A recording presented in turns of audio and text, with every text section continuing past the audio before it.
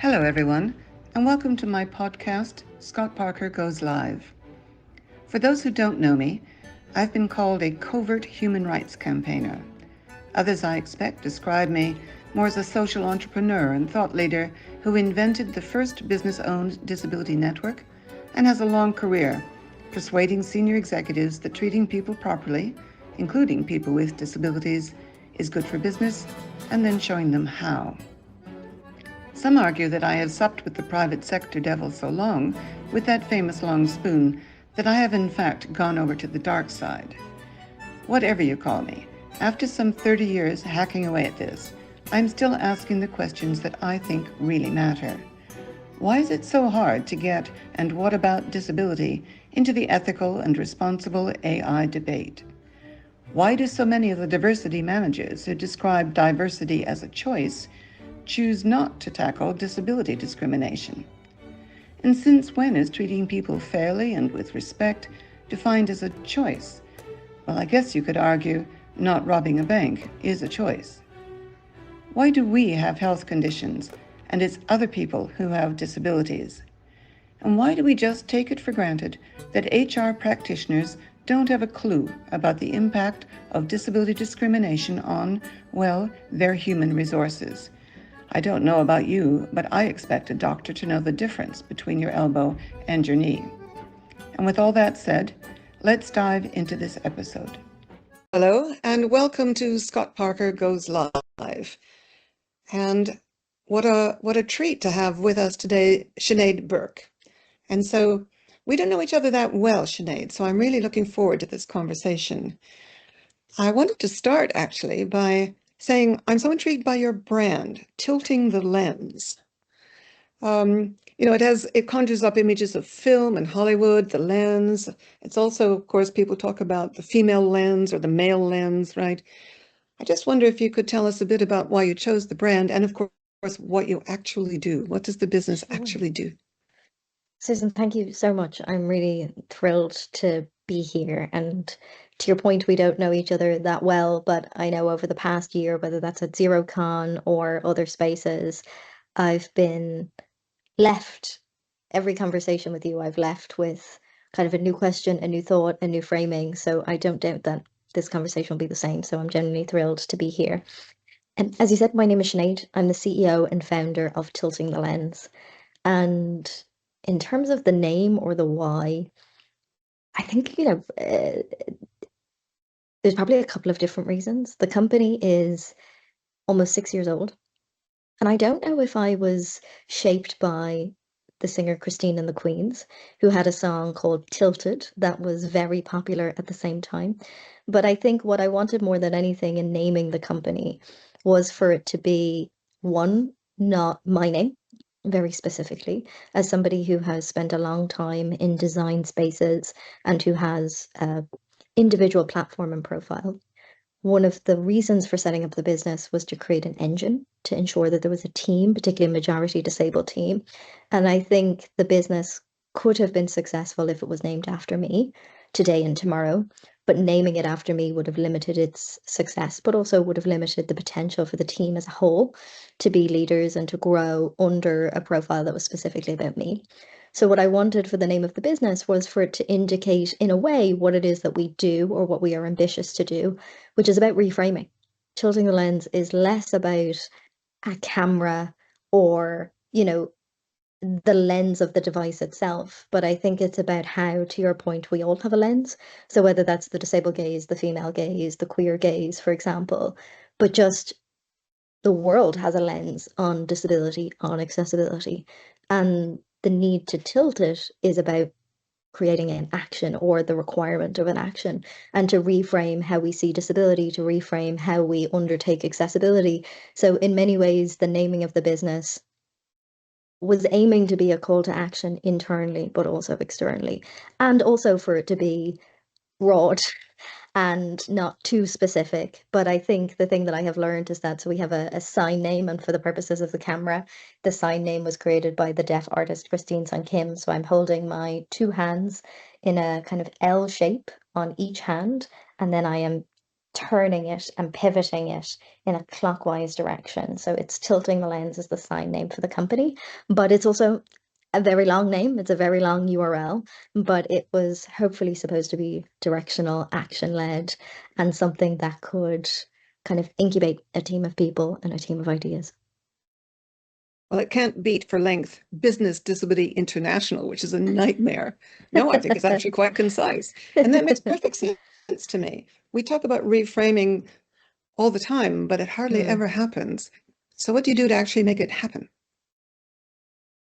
So maybe if it's useful, tell you a little bit about kind of where we've come from and where the work has been. So in terms of how does the reframing happen, I think it really shaped from my personal experiences. So my background's in education. I'm a primary or elementary school teacher by training and have always loved and saw the importance of education, whilst also seeing and acknowledge the inaccessibility of it or the kind of segregation or diminishing space disabled people have within education.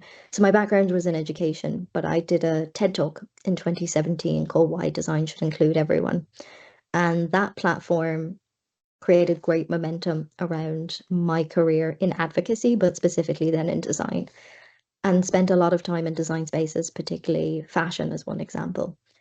And when the pandemic happened, it changed my perspective and made me much more kind of forensic in my own questioning of impact and work.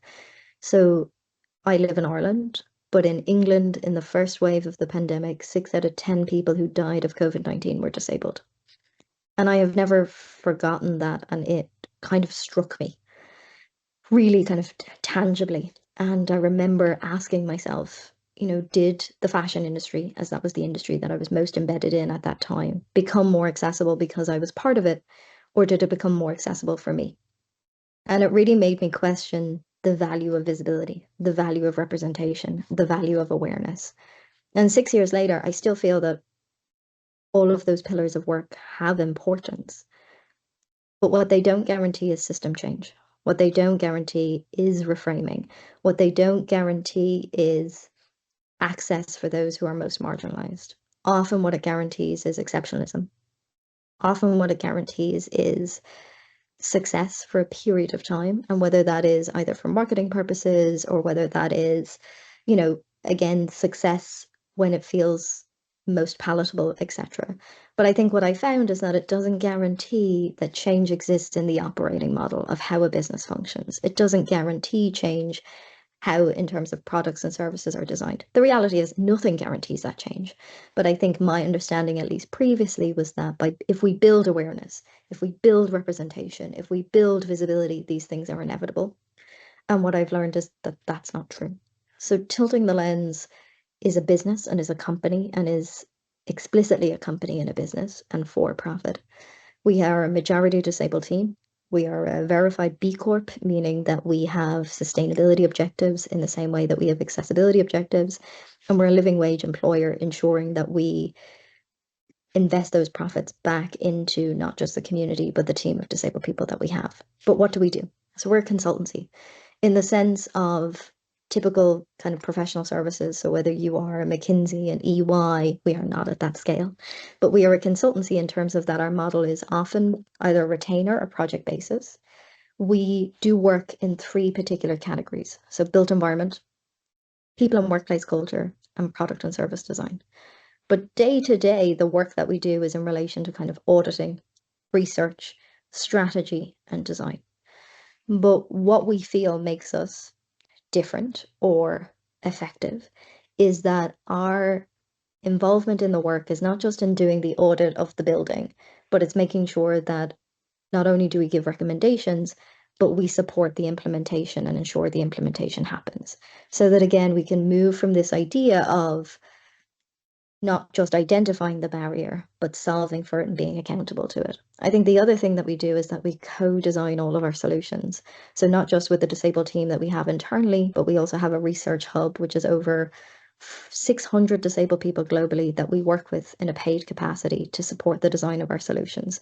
So whether that is working with the financial sector and banking and what does a new banking app need to look like for a global bank in order to be accessible for as many different disabled people as possible? We fundamentally don't believe there's anything such as fully accessible, but how do we embed flexibility, dignity, ease, multimodality within a process or within a product? So I think in terms of how to your point, do we reframe?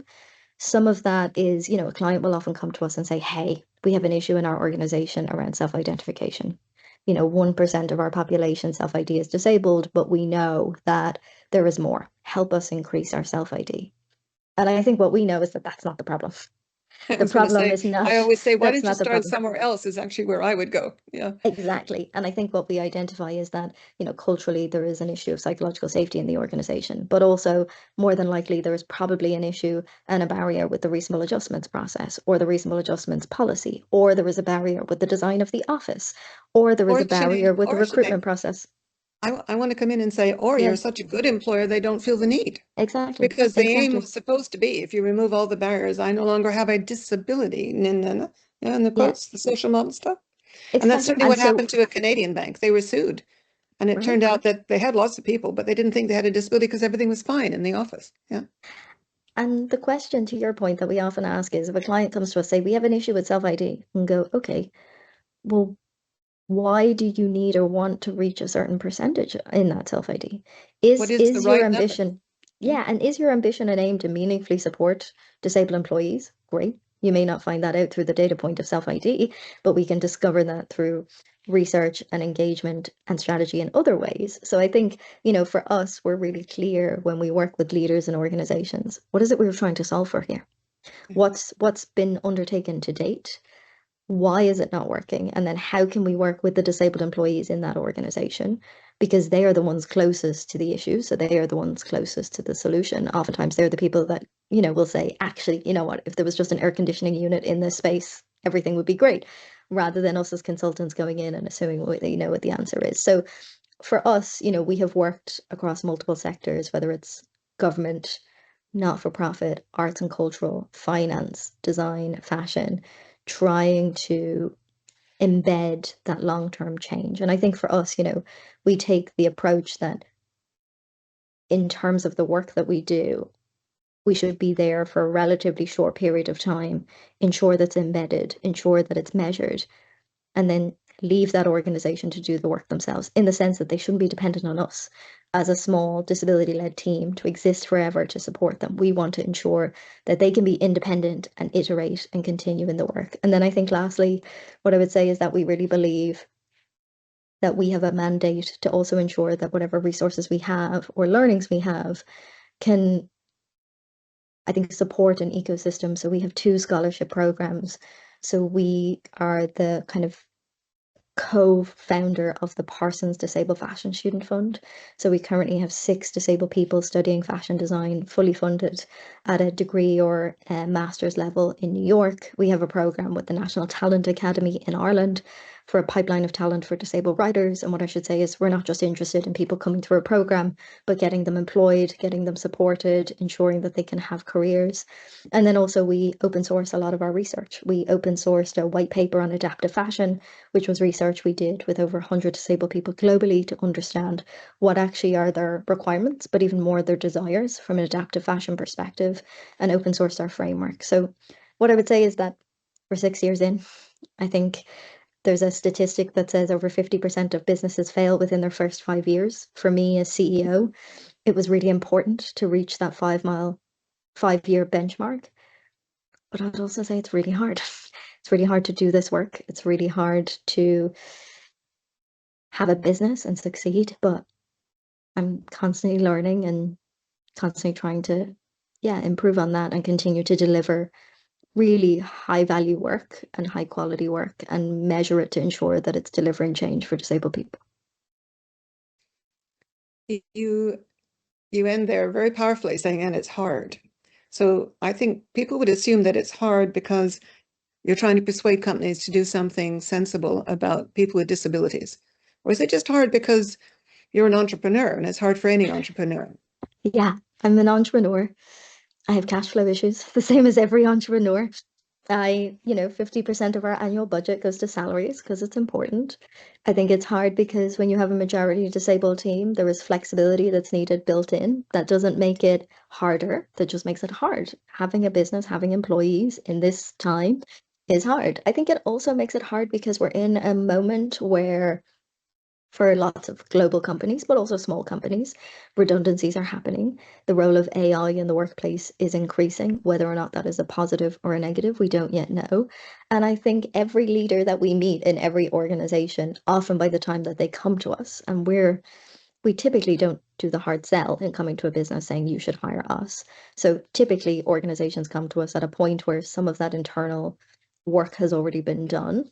But what I would say is that they come to us with great ambition, but often we hear the same barriers, which is we don't have enough people on our team, we don't have enough time, we don't have enough resources, we don't have leadership buy-in, but we're really keen and committed to do this work. So it's hard because those barriers are also real and they are structural and they are cultural. And I think it's hard also having a team where, as a consultancy, a client's win is a client's win, a client's failure is our failure. So I think, and that's nothing to do with being disabled. That's just the business model that we exist in, which means my responsibility as a team lead is also enriching the team, nourishing the team, creating leadership opportunities and leading opportunities for people. But I think every job is hard. Every But if business I, is hard. but let's come back a bit. You said something very important that normally whoever approaches you from company X Yeah, is doing so because they do want to do something. yeah, And often it's on the disability front, it's they're trying to persuade others in the business yeah, that they agree something does need to be done. We do need a business improvement yeah, related to disability. But the challenge here, of course, is because they don't have senior buy-in, yeah. they can't proceed. Hmm. So it is about the subject matter. It is because you're selling disability business improvements that's making it hard there. Because if you were selling paper cups and they needed paper Sure, cups, they wouldn't need business, they would of just course, either like your price for paper cups or they wouldn't. of But course. it's not about price, is it? The objections aren't about what you're going to charge them. How do you overcome those objections? Sometimes the objection is what we're going to charge them, just to be clear, which, like any business, I am But open again, to I want that to come in and objection. say sometimes on disability, it doesn't matter what you charge. If you Sure. charge $5, it can't be important because you're cheap. If you charge $500, it's too much. Compared to Yeah. what? And they Yeah. can't actually answer the question compared to No. what. And I think what we try to understand, so when we engage with a team, right, let's say, for example, in the business, there isn't, as of yet, leadership buy-in. And I think it really depends on the project that a company will come to us with. So, whether it is we are moving to a new global headquarters and we're moving in 6 months. And we've just realized for the first time that actually, you know what, we have 3 wheelchair users among our staff and they're not going to be able to get into the building. What do we do? So what I would say in that issue, if you're trying to engage leaders, often the starting point in that particular scenario is we talk about risk. We talk about risk reputationally, risk from a compliance perspective, risk from employees not being able to fulfill in their role. But oftentimes, I think what it feels for everybody in that project and in that engagement is we are solving for the problems and the issues of 3 years ago or 2 years ago. And there is always going to be a limited amount that you can do. I think in our 6 years, where we have tried to get to, both with the clients that we work with, but also with the positioning of our own business, is that better value is created either in design, for company culture, for shareholders, for the improvement of products and services, for society, if this work is built in from the earliest possible outcome. So whether that's the building, whether that's a product design, whether that's a policy. And there are still, of course, times in which you're engaging in that situation where, it is at the last minute, but we've really tried to move ourselves to a position of being at the front. But in terms of leadership buy-in, what I would say is that I've had experiences in working with clients and us as a team where sometimes, oftentimes our strategy is we might do, I'll give an example. We worked with a very kind of significant global company in relation to a new piece of legislation that was coming in. And the mindset at the time of the company was that we need to do this work because we need to be compliant. And we took the strategic objective to actually change the mindsets of the business, to not just look at it as we need to be compliant. And it's a regulated industry, so they are very familiar with doing things to meet compliance, but actually to move the position of the company to we need to do this to create value for our employees, to create value for our customers, to create value in our products and services. And part of what we did and how we started with that was we had built some work with the internal team that were responsible for the legislation. But then we did a town hall for the entire company with a senior leader at the helm. And it was broadcast to the entire company. But because it was sitting alongside a senior leader, there was an opportunity to point to the senior leader and say, tell us about all the great work that's happening here. But also, here's our strategic ambition for the next 12 months with this legislation based on working with this team who doesn't have that level of company-wide visibility. And what it meant in that moment is we had talked to everybody in the business and we had set out not just a strategy, but people knew that we might need them in that 12 months and people knew that we might come to them and they already had familiarity with the project. So we designed and delivered that strategy over the 12 months. And then at the end, we did another town hall. And we said, hey, remember me? I was here 12 months ago with this person. We said 12 months ago, here's what we needed to do in order to deliver on this work and move from the perspective of we have to do this, there's a deadline coming up, to here's all of the things that we can really do to bring our customers and our employees along the journey. We didn't get as far as we wanted, but here's where we got in 12 months.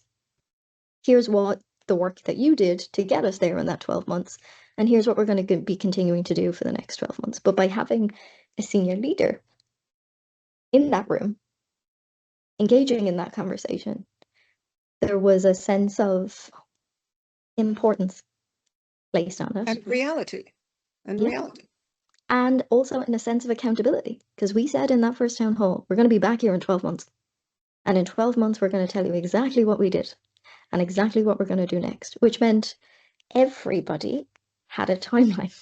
And that if we came to whatever team it might be, retail, whoever, they already knew about it. We'd already done the work of communicating at large, and the leadership as a whole were holding us to account, which meant we could hold others to account in what we were going to deliver in 12 months.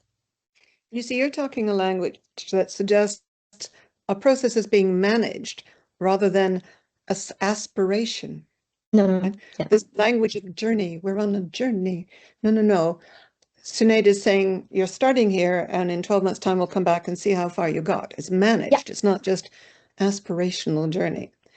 In the last few minutes that we've got, Sinead, I want to ask you the same question here about your plans for the next 12 months, your business, because of course the world is changing and it's changing in crazy ways, not just the ones you've already identified. Sure. We're seeing pullback in terms of commitments on all kinds of fronts.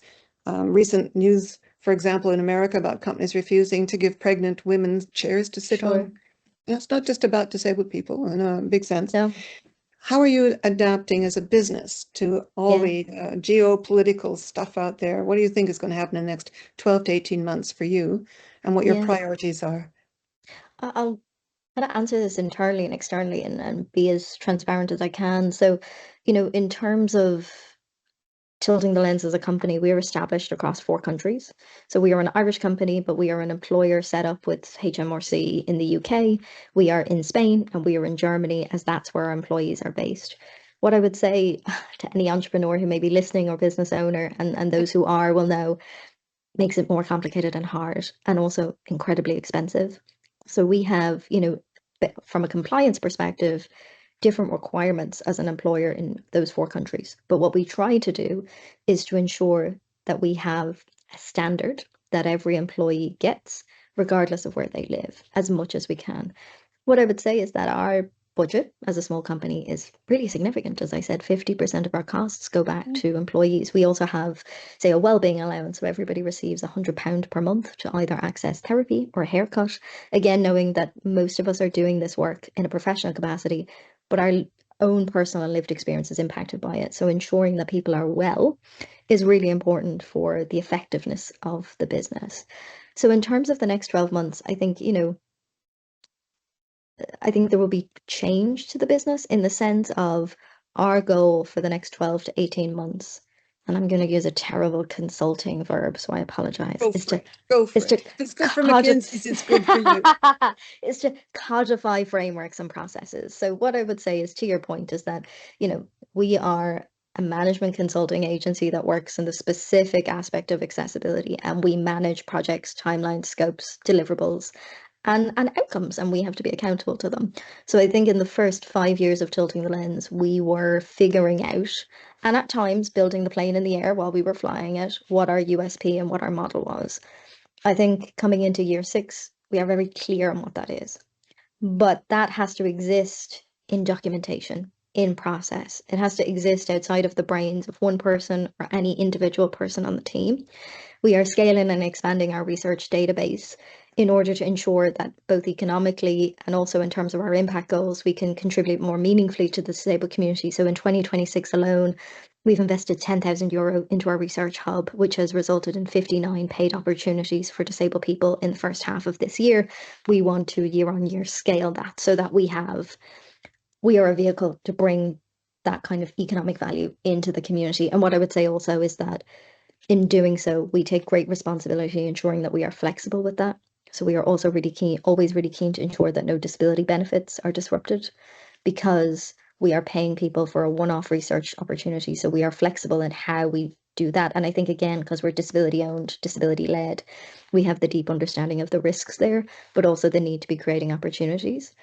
So in terms of what I really want us to kind of codify and cement what we do and how we do it, so that if anybody joins us, the onboarding period is really short and succinct, but also that our thought leadership can grow and that we can share those frameworks and things more openly with people. In terms of what I'm seeing in the business world, budgets are definitely decreasing, and I don't just mean from a US perspective. No, Budgets are decreasing. So what I would say is that we are getting more conversations, like any business, around value. So budgets are decreasing and expectation of value is increasing. So I think what we are seeing is, an hourly rate that may have gone unquestioned 2 years ago is under intense scrutiny of, like, why is it that cost? Some of those questions we can and can't and will and won't answer. But also, if we give you X amount of money, what is the change to our business that will be made because of that? I think we're in a great position to answer those questions as a business, because that has always been our approach and always been our mindset about creating value. We exist to serve a purpose and to deliver value. But I think, and what I'm seeing across the business sector, is a greater fluency and confidence in having those expectations of people. So with that, I think what we will see in our business is either smaller projects and more concentrated, which then, if we deliver value, will grow into bigger pieces of work. I think people want to build confidence before they make an investment in a supplier, which absolutely makes sense. But I think, secondly, what we will see is maybe more kind of retainer-based projects, which are less hours, more focused, more concentrated, which means, just as a CEO, margins are things that I need to be conscious of, cash flow are things that I need to be conscious of, and that across the team there is more confidence and understanding of finance, expenses, and building that kind of financial literacy among the team, because the sector is changing. And I think, and I hope, for the better, in the sense that I hope that in 12 months, 18 months, 2 years' time, there is a whole host of case studies, not just for Tilting the Lens, but everybody working in the sector, to say, here's what changed. Here's what the challenge was, or the assumed challenge was. Here's what the actual challenge was. Here was the process and the strategy and the solution. And here was the outcome. Makes perfect sense to me. I would just want to add, I don't see many other organizations working in the sector, whatever the sector is that you're Sure. in Yeah. terms of the strong position you take, the values that shape your work, and that actually are working towards the same kind of assumptions around your need to deliver value. Yeah. And what you're challenging is the assumption, and the part of many large companies, that if it's to do with disability, it won't add value. Yeah. They're supposed to just accept whatever they get from perhaps some charity, right? Yeah. And so that, in the long run, could be a positive shift. So in the short term, it isn't easy. Before we finish, I want to say, of course, many of our viewers will have seen your photographs at the New York, the Grand Met, that black dress. Yeah. Are we going to see you back there again? You talked earlier about representation doesn't shift systems, but nonetheless, wasn't that kind of an important moment? Yeah. Great question. I don't know if I'll be back there, is my honest answer. So I went to the Met Gala for the very first time in 2019. It was before Tilting the Lens was established. And I was there because I was a consultant as an individual to Gucci. I sat on their global equity board, and my responsibility as an individual at Gucci was creating better opportunities for disabled people across the business. Gucci were the sponsor of the Met Gala that year, and I was invited. And I was one of the first, I think maybe the second physically disabled person to ever attend the Met Gala. I did an access audit of the steps 2 days beforehand with a brilliant woman called Emma Shaw, who worked at Gucci at the time, who then became Tilting the Lens's first employee. So that moment was very important in my life and in Emma's, and she's still with us at Tilting the Lens. And it was a bizarre, strange, interesting, wonderful night. And I remember making a quiet promise to myself that if I was to ever come back or have the opportunity to come back, that things should be different. The Met Gala is a fundraiser for the Costume Institute in the Met, which is the fashion department. When the fashion department was acquired by the Met, it was on the principle that the Met would not pay for its operational costs. It's the only department in the museum that the Met does not pay for its operational costs. So it has to fundraise. And what started as a very small gala has become a very enormous night and event that is supposed to launch the spring and summer exhibition. In November 2024, I was asked by the curator in charge, Andrew Bolton, for Tilting the Lens to be involved in the curation of the exhibition. There's a section called the Disabled Body. There is 9 new mannequins, all built off real disabled bodies. Disabled fashion objects and disabled designers are paired with objects of disability that have existed since BC. And the section of the exhibition is, I think, really beautiful and really compelling about disabled lives. And alongside that, we trained every guide that's going to bring people through so that they have a confidence in engaging around the topic of disability. And then in November 2025, I received an email from Vogue to ask me to be on the host committee for the Met Gala. My role to date had only been around the exhibition. Susan, I knew that email was the only power I would probably ever have in relation to the Met Gala. So I responded to that email and thanked them for thinking of me and said that I could not be part of the host committee unless they made the Met Gala accessible. What I learned was that the tent, so the Met Gala, for those who don't know, is takes place on the Some of us steps of the haven't Met. been. Some of Yes. us haven't been, it's true. It takes place on the steps of the Met, which the Met is a Right. landmark building. There's 2,500 of those in the US, which means they cannot be made accessible. But my argument around the Met Gala in general has always been that there is a step-free entrance at the Met Museum just to the left of the steps. And why could that never be incorporated in the branding, in the invitation, in the consideration? So the tent is a responsibility of the Met, not of Vogue. So that was in the November 2025. February 4th, I learned that they would be extending the tent to include the step-free entrance for the first time.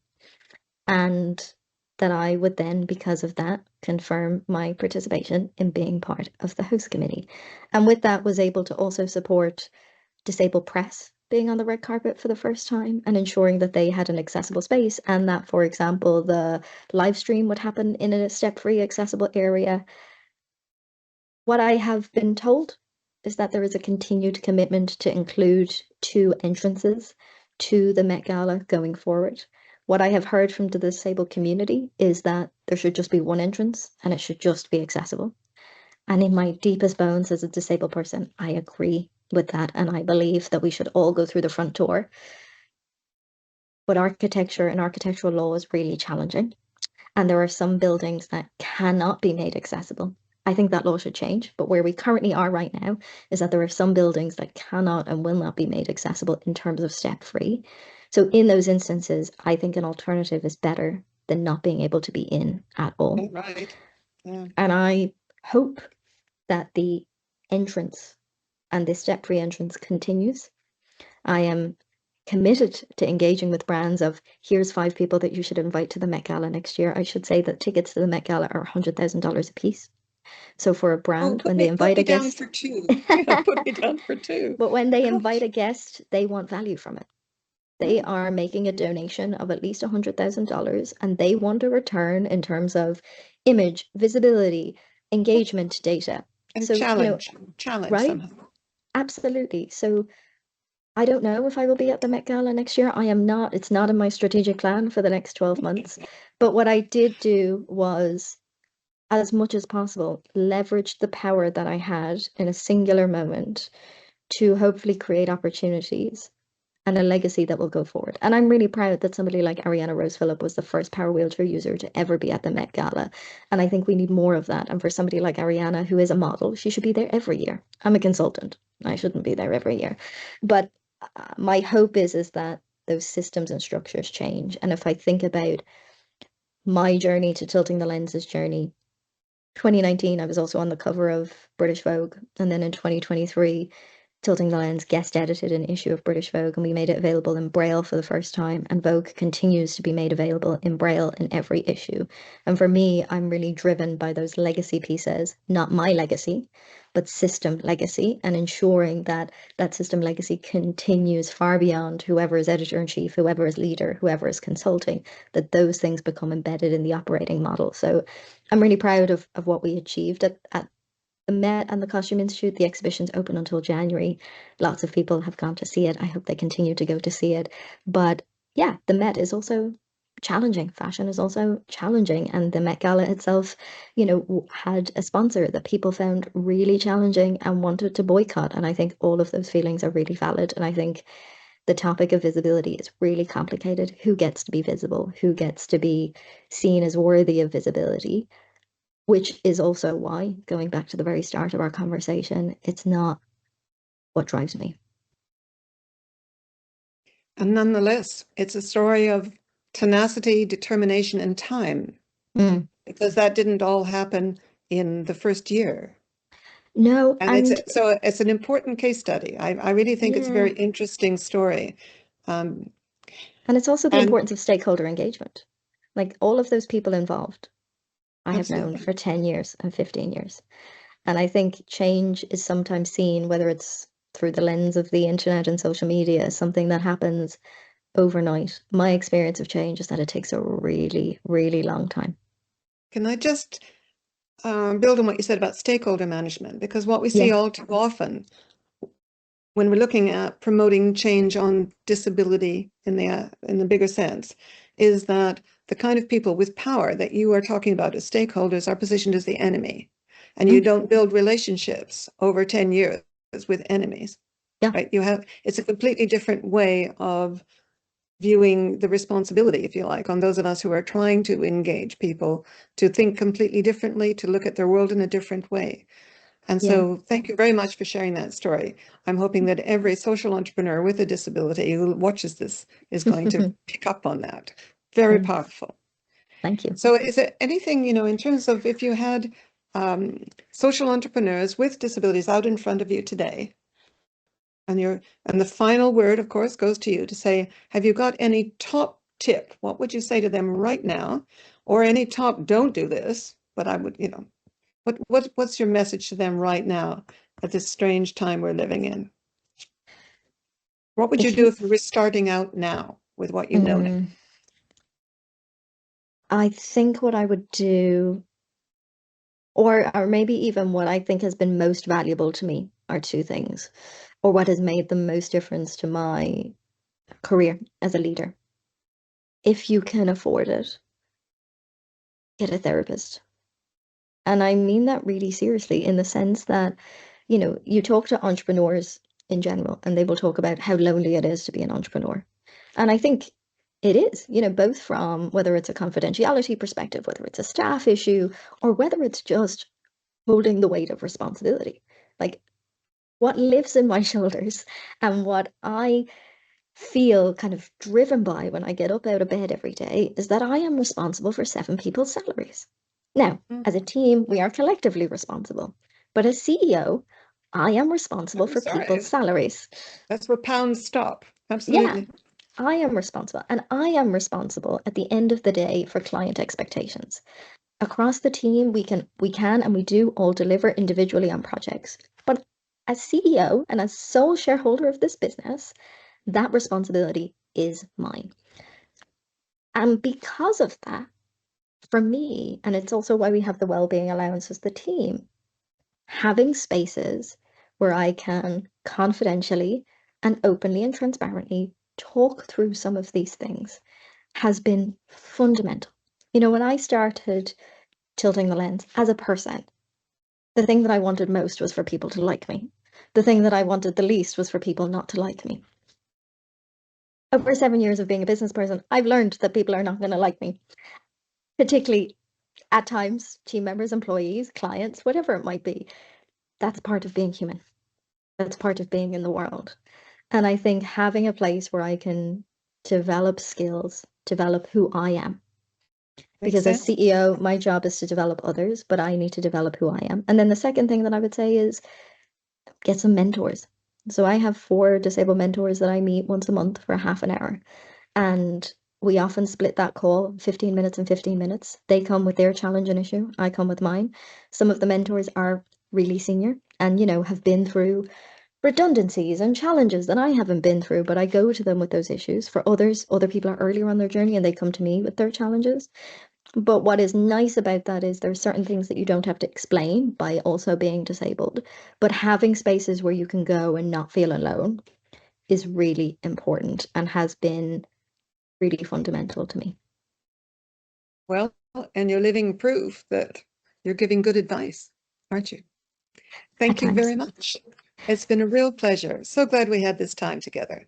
And Yeah. I'm looking forward to seeing what happens next year. All Thank you, right. Susan. Thank you. Thank you very much. If you found this content relevant and perhaps even thought-provoking, please feel free to share with your networks.